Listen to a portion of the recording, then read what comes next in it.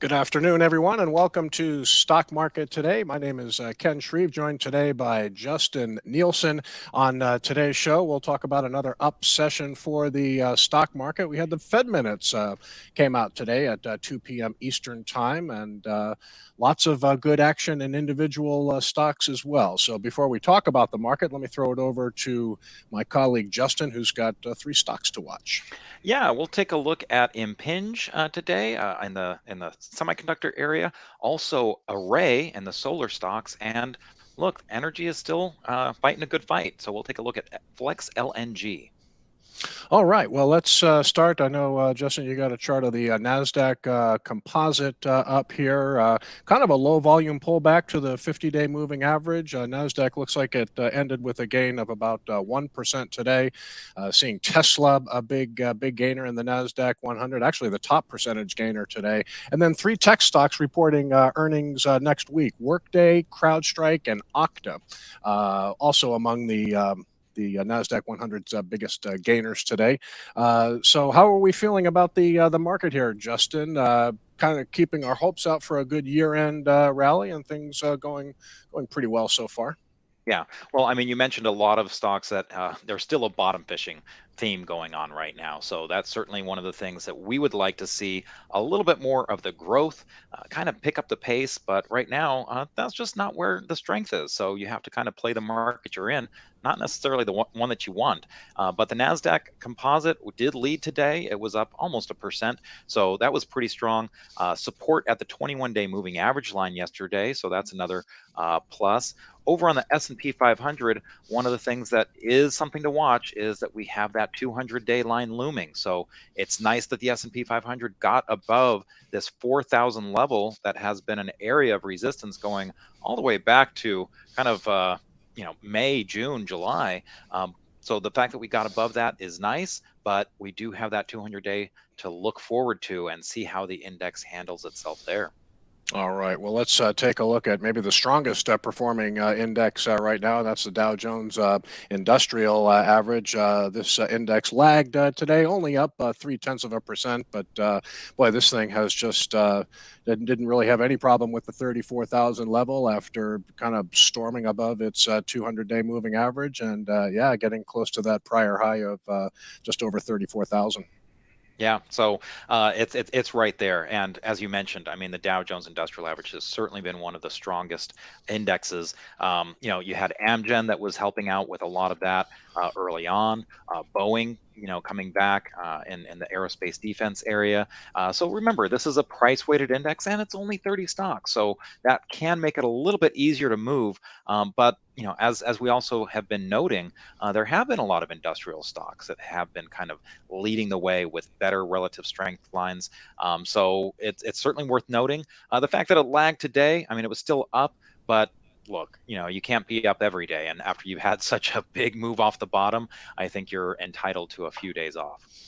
All right, why don't we take a look at small caps too with the IWM? That's the small cap tracking ETF. And last check, that was up about 0.3%, performing mostly in line with the Dow. Now, the challenge for IWM here is obviously to get back above this 200-day moving average. It looks like. Very similar to the S&P 500, this is one where it was able to get above it just briefly, but it seems like every time it gets there, it gets knocked back down. So if you take a look at this on the weekly chart, you can see how that 40-week line has been an area of resistance. It might be up there for a little bit, but doesn't last. So we're kind of at that critical threshold for both the Russell 2000 and the S&P 500 with that 200-day line. Now, if we can get above it, hey, and stay above it, that's saying something for this market. But the Nasdaq is certainly, despite today's action, it's still lagging. And look, we've got some low volume. That's kind of expected with a holiday week. We're going to be going into the Christmas holidays. We might have some low volume for a while. So it's going to be a little bit tough to gauge where the institutions are really going with conviction. But the price action is still going to be something we're going to be watching very closely. Let's take a look at the 10-year Treasury yield, which we like to do on this video. Not surprising to see it down about 6 basis points based on what we heard from the Fed. The minutes from the meeting earlier this month were released at 2 p.m. Eastern time today. And Justin, it seems like the market got just what it wanted when the Fed said that the pace of rate hikes is likely to slow going forward, and that fueled more buying in the bond market and fueled another drop here for the 10-year yield. And that drop in the 10-year yield is something that is good for our growth stocks. That could be one of the reasons why a lot of those stocks that you mentioned at the outset, some of those bottom fishing opportunities, I guess. Look, a lot of those are the ones that have the very high PE values, and that's one of those things where when you start raising interest rates and getting higher yields on that 10-year, it's something that's going to put some pressure on those high PE stocks, the growth names, because you're going to be discounting those future cash flows, and that's one of those things that just changes the valuation. It's just math, right? Yeah, I was looking at the earnings calendar next week, and I mentioned some of the top performers in the Nasdaq 100 today. Once again, Workday, CrowdStrike in the security software group, Okta, all set to report earnings next week. And it's going to be a quiet week of trading, but we also have earnings from Salesforce and CRM. So quite a week of software earnings. But a lot of these stocks, boy, the multiple contraction has been a sight to behold in recent months. Yeah, I mean, just looking at Salesforce, I mean, this is still has a 35 PE ratio, which is over twice as much as the S&P 500, and the thing is off 50%. So, even despite being down that much, a lot of these still have those high PEs. And again, the 10-year Treasury is going to put some weight on, or yeah, put some weight on those and make it a little bit tougher for those to move up. So anytime that 10-year Treasury goes down, that yield goes down, that's gonna help these a little bit. All right. The stock market also likes a weak dollar, and we have been seeing weakness in the U.S. Dollar recently. So UUP is an ETF that we like, sort of a long U.S. dollar ETF, and sort of like the 10-year Treasury yield. This seems to be finding a new home below the 50-day moving average, and market likes falling bond yields. It also likes a weak dollar. Yeah, it's definitely one of those things that helps the multinationals.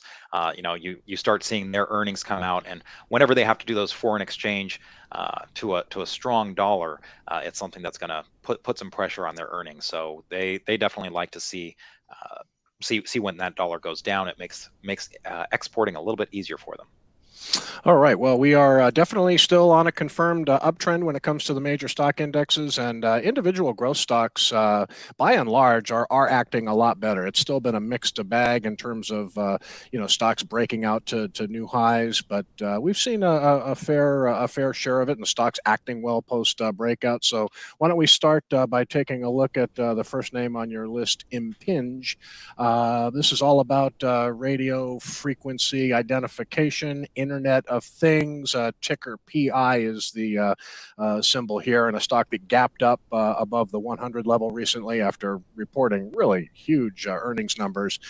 Held those gains and held above short-term support levels as well here, Justin.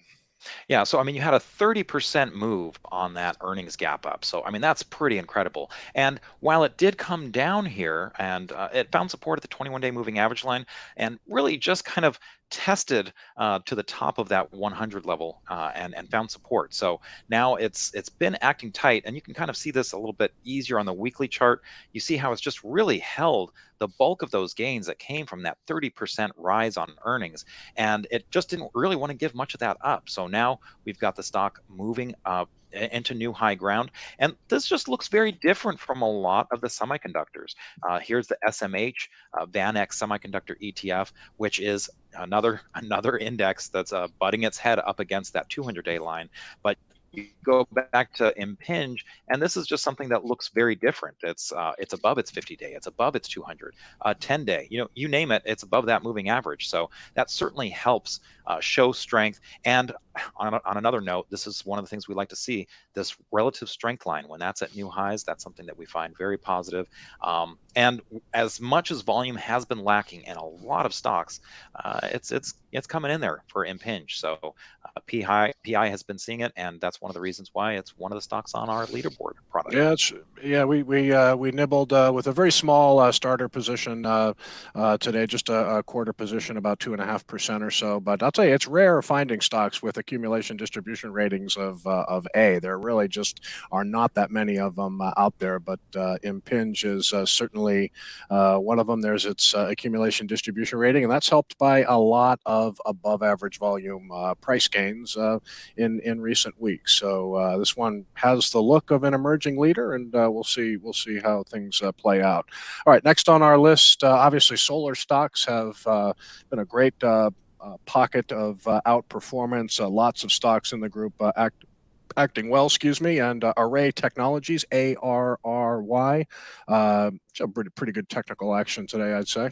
Yeah, so you have that high of the handle at 22.30. You add 10 cents onto that, and it cleared easily that 22.40 level. Another case where we've had some recent big spikes in the volume on the plus side. So that's something that's nice to see.